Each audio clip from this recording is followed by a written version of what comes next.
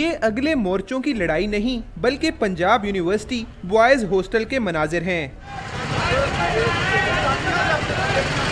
جہاں اسلامی جمعیت طلبہ کو سقوط ڈھاکہ سے متعلق پروگرام کی اجازت نہ دینے پر معاملہ ہاتھا پائی اور پتھراؤ تک جا پہنچا، جس کے باعث 2 پولیس اہلکار اور 10 سیکیورٹی گارڈ زخمی ہو گئے۔ انتظامیہ اور ٹیچرز کا موقف ہے کہ بغیر اجازت کسی کو بھی ایونٹ کرانے کا اختیار نہیں، یونیورسٹی کا ماحول خراب کرنے والے عناصر کو جامعہ سے نکالا جائے۔